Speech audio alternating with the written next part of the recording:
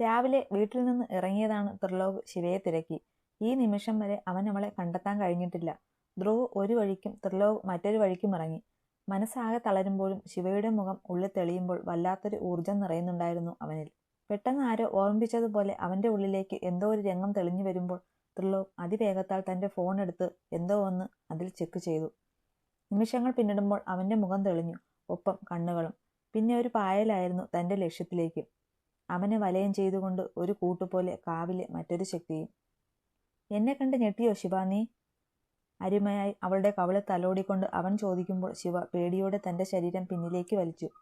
അത് കാണെ അവനിൽ വല്ലാത്തൊരു ചിരിയായിരുന്നു നിറച്ചത്. ഒരുപാട് എനിക്ക് നിന്നോട് പറയാനുണ്ട് ശിവ. തുടക്കം മുതൽ ഒടുക്കം വരെ നീ കേൾക്കണം. ശേഷം എൻ്റെ ഒരാഗ്രഹത്തിന് വഴങ്ങിത്തരണം നീ. അവളുടെ ശരീരത്തിലാകെ കണ്ണുകൾ പായിച്ചുകൊണ്ട് അവൻ വല്ലാത്തൊരു ഭാവത്തിൽ പറയുമ്പോൾ ശിവ പകപ്പോടെ അവനെ നോക്കി. വേണ്ട അഭിയേട്ടാ, എൻ്റെ ഏട്ടനാണ് നിങ്ങൾ. എന്നോട് ഇങ്ങനെ ഒന്നും ദൈവത്തെ ഓർത്ത് പെരുമാറരുത് പ്ലീസ്. ഇത് എൻ്റെ അപേക്ഷയാണ്. അവൻ്റെ മുന്നിൽ അവൾ കൈകൂപ്പി കരയുമ്പോൾ ഇഷ അവൾക്കരികിലേക്ക് പാഞ്ഞെടുത്ത് അവളുടെ മുടി പിടിച്ച് കറക്കി. കൂടുതൽ പഞ്ചപാവം നടിച്ച് എല്ലാവരെയും മയക്കിയെടുത്തില്ലേടി നീ നാശം പിടിച്ചവളെ നീ. എൻ്റെ ഏട്ടനെ, ധ്രുവൻ എന്ന് പറയുന്നവനെ, ഈ നിൽക്കുന്നവനെ, അങ്ങനെ എത്ര എണ്ണത്തിനെയാടി നീ കറക്കിയെടുത്തതും. എൻ്റെ ജീവിതം നശിപ്പിച്ച നിന്നെ കാണുമ്പോൾ തന്നെ പച്ചയ്ക്ക് കത്തിക്കാൻ തോന്നുന്നുണ്ട് എനിക്ക്. അത്രയും പകയാടി എനിക്ക് നിന്നോട്. അവളുടെ ആ അലർച്ചയ്ക്കൊപ്പം മുടിയിലെ പിടിയും ശക്തമായി കൊണ്ടിരിക്കുമ്പോൾ ശിവ ഉറക്കെ കരഞ്ഞുപോയി. കരയടി, ഉറക്കെ നീ കരയെ. അത് കണ്ട് പൊട്ടിച്ചിരിക്കണം എനിക്ക്. ലഹരി നിറയ്ക്കുന്ന ഭാവത്തിൽ പറയുന്നവളെ അഭി ഒരു നിമിഷം കൊണ്ട് വലിച്ച് പിന്നിലേക്ക് നിർത്തി. നിന്നോട് ഞാൻ പറഞ്ഞു ശിവയെ എനിക്ക് മുന്നിൽ എത്തിച്ചാൽ മാത്രം മതിയെന്ന്. എൻ്റെ ആഗ്രഹം കഴിയുന്നത് വരെ ഇവളെ നീ നോവിച്ചാൽ. വിരൽ ചൂണ്ടി അവനെ ആക്രോശിക്കുമ്പോൾ ഇഷ തന്റെ ദേഷ്യം നിയന്ത്രിക്കാൻ എന്നോണം കണ്ണുകൾ അമർത്തി അടച്ചു തുറന്നു. ചെറുപ്പം മുതൽ എല്ലാവരും മാറ്റി നിർത്തുന്ന നിന്നെ എപ്പോഴാണ് ശ്രദ്ധിച്ചു തുടങ്ങിയത് എന്ന് അറിയില്ല. കാഴ്ചയിൽ വലിയ സുന്ദരിയൊന്നും അല്ലെങ്കിൽ പോലും എന്തോ ഒരാകർഷണം തോന്നിയിരുന്നു നിന്നോട്. പലപ്പോഴും നിന്നോട് കൂടുതൽ അടുക്കാൻ ശ്രമിച്ചിരുന്നു ഞാൻ. പക്ഷേ ആരോടും അടുക്കാതെ നീ സ്വയം ഒഴിഞ്ഞുമാറിക്കൊണ്ടിരുന്നു. നീ അറിയാതെ നിന്നെ പിന്തുടരുമ്പോഴും നീയുമായി കൂട്ടുകൂടി അടുക്കണം എന്നൊരു ലക്ഷ്യമായിരുന്നു മുന്നിൽ. വളർച്ചയ്ക്കൊപ്പം നിന്നോടുള്ള താല്പര്യവും കൂടി. ഇടയ്ക്ക് ഈ നാട്ടിൽ നിന്ന് മാറി നിൽക്കേണ്ടി വന്നപ്പോൾ നിന്നെയും മറന്നു തുടങ്ങിയതാണ് ഞാൻ. മാറി മറിഞ്ഞ സാഹചര്യം പോലെ. എന്നാൽ വീണ്ടും ഇവിടേക്കുള്ള മടങ്ങിവരവാണ് എന്നെ മാറ്റിമറിച്ചത്. കറുപ്പിന് ഏഴഴക് എന്ന് പഴമക്കാർ പറയുമ്പോഴുള്ള നിന്റെ ഭംഗി എന്നെ വീണ്ടും ഉന്മാദനാക്കി. എല്ലാവർക്കും മുന്നിൽ നല്ല മുഖത്തിൽ നിന്നുകൊണ്ട് തന്നെ നിന്നെ കൂടുതൽ ഫോക്കസ് ചെയ്തു ഞാൻ. പക്ഷേ ഇതൊന്നുമല്ല എന്നെ പ്രകോപിതനാക്കിയത്. ത്രിലോകിന് നിന്നോട് തോന്നിയ താല്പര്യമായിരുന്നു എനിക്കേറ്റ ആദ്യ പ്രഹരം. ആർക്കും വേണ്ടാത്ത നിന്നെ എങ്ങനെയെങ്കിലും പിടിച്ചെടുക്കണം എന്ന് ചിന്തിച്ചു നടന്ന എനിക്ക് മുന്നിലേക്ക് വന്ന കരിനിഴൽ അവൻ. പിന്നെ ഒരു ഉപകാരം എന്തെന്നാ, അവന് നിന്നോടുള്ള വിദ്വേഷമായിരുന്നു. നിങ്ങൾ തമ്മിൽ അടുക്കില്ല എന്ന് ഞാൻ വിശ്വസിച്ചു. പക്ഷേ ആ വിവാഹം, അത് പറയുന്നതിൻ്റെ ഒപ്പം ദേഷ്യം അടക്കാൻ കഴിയാതെ ഇരു കൈയാലും തലമുടിയിൽ കോർത്തു വലിച്ചു അവൻ. ശിവ ശ്വാസം വിടാൻ പോലും കഴിയാതെ തറഞ്ഞു നിൽക്കുമ്പോൾ ഇഷയിൽ വെറുമൊരു പുച്ഛമായിരുന്നു. ശിവയോട് മാത്രമല്ല അഭിയോടുമുള്ള പുച്ഛം. നിന്നെ അവൻ താലി കെട്ടിയതോടെ എൻ്റെ പ്രതീക്ഷകൾ നഷ്ടമായി. നിങ്ങളറിയാതെ നിങ്ങളെ ഞാൻ നിരീക്ഷിച്ചു. ചെറിയ ചെറിയ പൊട്ടലും ചീറ്റലും ആകുമെന്ന് ആദ്യം കരുതിയെങ്കിലും പോകെ പോകെ അവൻ്റെ ഉള്ളിൽ നീയില്ല എന്ന് എനിക്ക് മനസ്സിലായി. പലപ്പോഴും അവനില്ലാത്ത നേരം നിന്റെ സൗന്ദര്യം ഞാൻ ആസ്വദിച്ചിട്ടുണ്ട്. ഒരു ലഹരിക്ക് അടിമപ്പെട്ട ഉന്മാദിയെപ്പോലെ അവൻ പുലമ്പുമ്പോൾ ശിവയുടെ കണ്ണുകൾ പുറത്തേക്ക് തുറച്ചു വന്നു. ഇന്നെങ്കിലും എനിക്ക് എൻ്റെ ആഗ്രഹം സാധിക്കണം ശിവ. ഒരൊറ്റ തവണ കൂടുതൽ ഒന്നും ചോദിക്കുന്നില്ല ഞാൻ. എന്തോ നിന്നെ വിട്ടുകളയാനുള്ള മനസ്സ് വരുന്നില്ല എനിക്ക്. അതിനു വേണ്ടിയാണ് ഇവളെ ഭീഷണിപ്പെടുത്തി നിന്നെ ഇവിടെ എത്തിച്ചത് ഞാൻ. ഗൗരിയിൽ നിന്ന് ത്രിലോക് നിന്നിലേക്ക് വരണമെങ്കിൽ നീ അവനെപ്പോലും എന്തുമാത്രം മോഹിപ്പിച്ചിട്ടുണ്ടാവണം. എനിക്ക് വേണം ശിവ, ഒരു തവണ. ഇല്ലാതെ നിനക്കിവിടെ നിന്ന് പോകാൻ കഴിയില്ല. നീയായി സഹകരിച്ചാൽ ആരും ഒന്നും അറിയില്ല. നിന്റെ കുഞ്ഞിന് അമ്മയുണ്ടാവും. ഇനി അതല്ല, എനിക്ക് ബലം പിടിക്കേണ്ടി വന്നാൽ പിന്നെ നിന്നെ ആരും കാണില്ല. എൻ്റെ ആവശ്യം കഴിഞ്ഞാൽ മുകളിലേക്ക് പറഞ്ഞയക്കും ഞാൻ. അത്രയും നേരം ഉണ്ടായിരുന്ന ഭാവത്തിൽ നിന്ന് അവൻ മറ്റൊരു ഭാവത്തിലേക്ക് കടക്കുമ്പോൾ ശിവ നിറഞ്ഞൊഴുകുന്ന കണ്ണുകളാൽ ചുറ്റും ഒരാശ്രയത്തിനായി പരതി. ഒരു കുഞ്ഞിൻ്റെ അമ്മയായിട്ട് പോലും പഴയ അതേപടിയാണ് ശിവ നീ ഇപ്പോഴും. മുൻപുണ്ടായിരുന്ന അതേ ഗന്ധവും ഭംഗിയും ഒക്കെ നിന്നിൽ നിന്നും നിലനിൽക്കുന്നു. അവൻ്റെ ഓരോ വാക്കും ഓരോ നോട്ടവും തൻ്റെ ശരീരത്തെ കാർന്നു തിന്നുന്നതായി തോന്നി ശിവയ്ക്ക്. അതിലുപരി തൻ്റെ നന്ദേട്ടൻ മാത്രം സ്വന്തമാക്കിയ ഒന്നിനെക്കുറിച്ച് മറ്റൊരാൾ വർണ്ണിക്കുന്നത് അവളെ സംബന്ധിച്ച് അംഗീകരിക്കാൻ കഴിയുന്നതായിരുന്നു. ഉള്ളിൽ നിന്ന് ഭയത്തെ പിന്തള്ളിക്കൊണ്ട് ദേഷ്യം അധികാരം സ്ഥാപിച്ചു. എൻ്റെ കട്ടഴിച്ചു വിട്, എനിക്ക് പോകണം. എൻ്റെ നന്ദേട്ടൻ എങ്ങാനും ഇവിടേക്ക് വന്നാൽ നിങ്ങളുടെയൊക്കെ വിധി പിന്നെ ആളാകും തീരുമാനിക്കുന്നത്. അറിയില്ല ആ മനുഷ്യനെ നിങ്ങൾക്ക്. നീ എന്താടി ഞങ്ങളെ പേടിപ്പിക്കുന്നോ? എന്നാ വിളിക്കടി നിന്റെ നന്ദേട്ടനെ. ഏതോ ഒരു കെട്ട നേരത്ത് എൻ്റെ ഏട്ടൻ നിന്നെ എടുത്ത് തലയിൽ വെച്ചു എന്ന് കരുതി മോളങ്ങ് വലിയ ആളാവല്ലേ. നിന്റെ വിധി ഇനി ഞാനാണ് തീരുമാനിക്കുന്നത്. ഇവന് നിന്റെ മേലുള്ള ആവശ്യം കഴിഞ്ഞാൽ ഇവൻ ഈ നാട് തന്നെ വിടും. പക്ഷേ ഞാൻ അങ്ങനെയല്ല. നിന്റെ മരണം കണ്ടേ ഞാൻ അടങ്ങും. എൻ്റെ അച്ഛനും അമ്മയും ഏട്ടനും വീണ്ടും ഒന്നിക്കണമെങ്കിൽ നീ ഇല്ലാതെ ആവണം. ഇന്ന് കൊണ്ട് തീർന്നടി നിന്റെ ജീവിതം. അമ്മയില്ലാതെ വളരാനാ നിന്റെ കുഞ്ഞിന്റെ യോഗം. അല്ലെങ്കിലും അത് ഏട്ടന്റെ കുഞ്ഞല്ലേ, ഏട്ടൻ വളർത്തിക്കോളും അതിനെ. നിന്നെ പോലൊരു തള്ള ഇല്ലാതിരിക്കുന്നതാണ് നല്ലത്. പുച്ഛത്തോടെ ഇഷ പറയുമ്പോൾ ശിവയ്ക്ക് എന്തെന്നില്ലാത്ത ഭയം തോന്നി. അരുതാത്തതെന്തോ തന്റെ ജീവിതത്തിൽ സംഭവിക്കാൻ പോകുന്നത് പോലെ.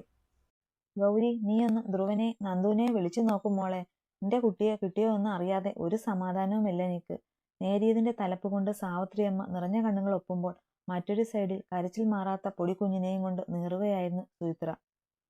ഈശ്വരാ, എന്റെ കുഞ്ഞൊന്ന് സന്തോഷിച്ചു വരുന്നതേ ഉള്ളൂ. അതിനോട് നീ ഈ നന്ദികേട് കാണിക്കല്ലേ ഭഗവാനെ. ഈ കുഞ്ഞിനെ ഓർത്തെങ്കിലും എന്റെ മോളെ തിരികെ തരണേ നീ. സുചിത്ര പദം പറഞ്ഞ് കരയുമ്പോൾ സുഹാസിനി അമ്മയ്ക്ക് അവരെ എന്തു പറഞ്ഞ് സമാധാനിപ്പിക്കണം എന്ന് അറിയില്ലായിരുന്നു. കാരണം അവരുടെ ഉള്ളിലും ശിവയെ ഓർത്ത് വല്ലാത്തൊരു ഭയം പിടികൂടിയിരുന്നു. ഗൗരിമോളെ, ഒന്ന് നീ വിളിക്ക ആരെയെങ്കിലും. ശരിയമ്മേ. സുഹാസിനി അമ്മ കൂടെ പറഞ്ഞതും ഒരിടത്ത് ചടഞ്ഞിരുന്ന ഗൗരി എഴുന്നേറ്റ് അല്പം മാറി നിന്ന് ആരെയോ ഫോൺ ചെയ്തു. ഇത്തിരി നിമിഷം കഴിഞ്ഞ് തിരികെ വന്ന അവളുടെ മുഖം മ്ലാനമായി തന്നെ ഇരുന്നു. എന്തായി മോളെ?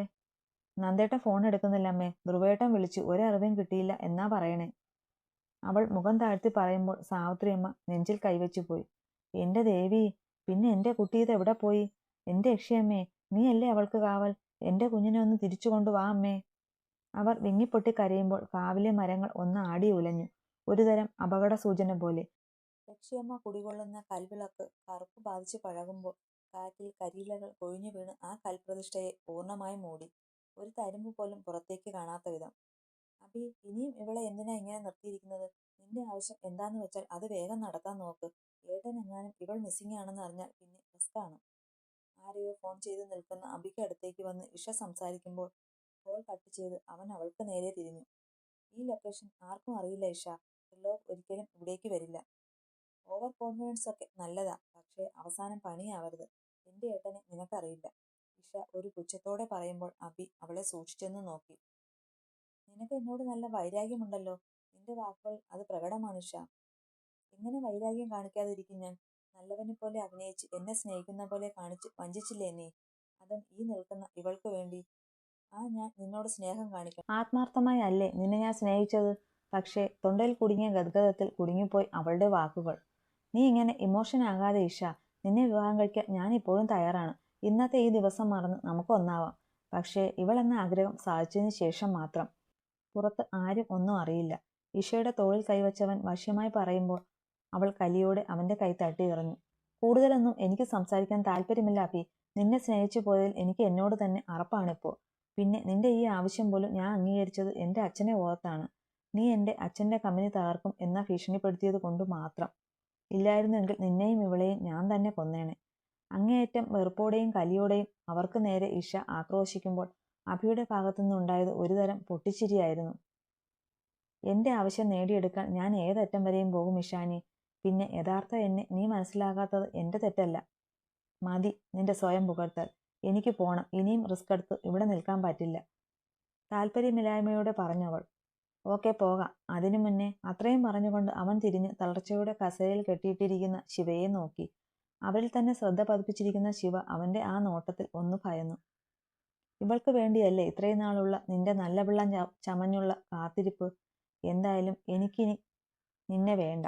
അതുപോലെ എന്റെ ഏട്ടനെ ഇവളെയും ഇന്ന് കൊണ്ട് അവസാനിപ്പിക്കണം എനിക്കിവളെ.